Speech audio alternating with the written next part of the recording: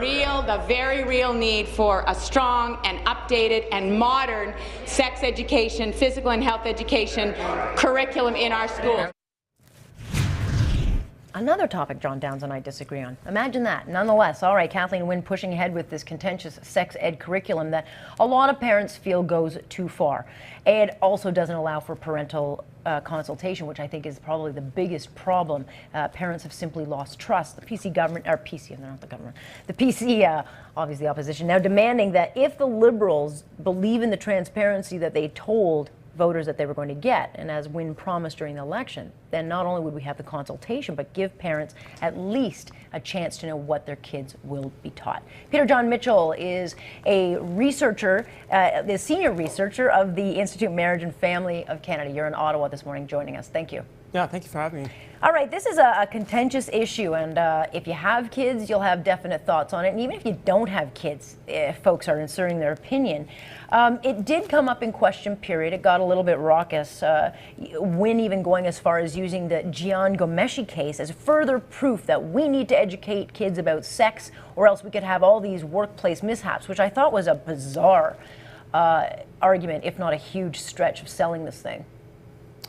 Well, we do know that parents are the primary sex educators in raising their kids, and we've seen this through opinion survey. We see this through peer-reviewed survey. We know that that parents have a tremendous role. We know that close relationships with children delay sexual initiation, and we know that early sexual initiation is connected to a host of risks and issues. So we know that parents are really that primary role, and so.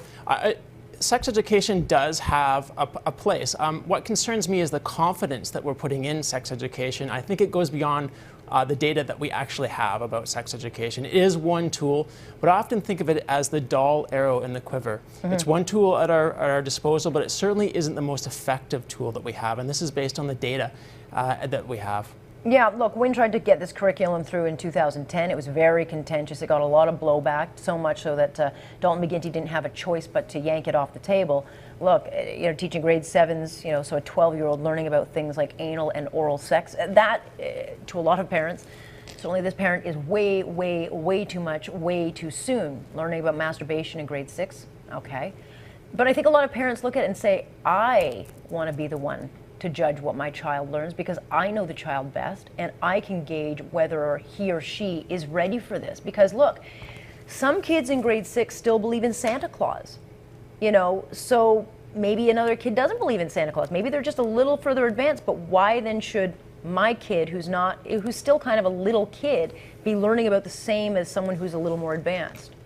Yeah, I think that's a great point. And parents will know that even kids within the same family have different sensitivities. And so it's really difficult to create a universal curriculum that's going to be able to be tailor-made and be able to respond to the sensitivities. And that's why I think the parents have to have such a key role in this. And they do have that important role. We know from groups like the American Association of Child and Adolescent Psychiatrists that the best approach is really to respond to the curiosity level of your own child. To give them certainly not too little, but not too much. And I think that's a bit difficult for parents to gauge, but I think parents still are the best ones to be able to gauge that need. Yeah, I mean, part of the problem with this curriculum being rammed through, even though the Wynne government says they are consulting parents, I mean, consulting one parent per school chosen by the principal is not true consultation. And so there's this mistrust created because there's this wonder of like, what is going on in the classroom and what's my kid going to come home with? And so as long as you've got this mistrust, you're going to have a lot of anger and volatility, and we may then, parents at home may have to rush to teach their children because they don't necessarily, if I think that my son is going to be taught something in school by a certain age, then I'm going to have to rush ahead and teach him, even though I don't think necessarily he's ready for that. Yeah, I think the mistake the first time around was that the curriculum was introduced really with almost no warning, and that sex ed has been in schools for decades, and it does need to be updated. But it's always going to be a controversial topic. They should have seen this coming.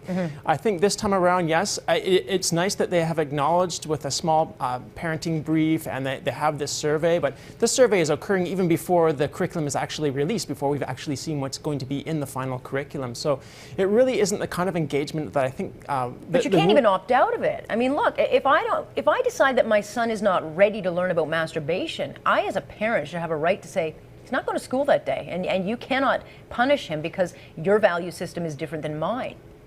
And I think we're already seeing this coming up in Alberta. Before the Human Rights Commission there's a parent who's agnostic and who took issue with an outside group coming in from a faith-based pregnancy center delivering some sex education. So that's going to be going through that process there. So these are very real issues. Sure. What's interesting is this conflict will happen at the teacher-parent level. That's where it's going to play out. It won't play out at the ministry level as much. It's going to play out in classrooms.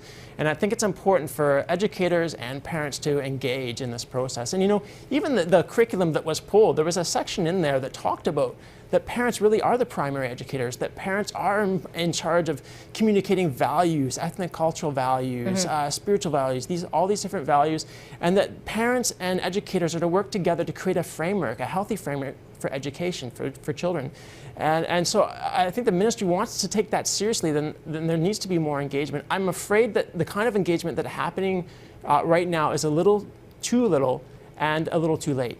Yeah, I mean, look, teachers are wonderful in many respects, but we cannot allow for teachers to get it in their head that they are more powerful than the parent. Bottom line is, parents know exactly what is best for their children, and I agree with you that you can work together to shape the lesson and hopefully come to a compromise. But they're going to have a real issue on their hands with religious groups and different ethnic groups if they push this thing through. There are going to be groups in the Muslim community that are absolutely not. This sex ed curriculum is not going to fly. Anal sex is not going to fly in certain communities. Because the research says that parents are so important, that if we want to actually have an effective curriculum, we need to be engaging parents. And maybe that's one of the tragedies here as well, is that to make the curriculum stronger, to make this program actually be more effective, we need parent buy-in.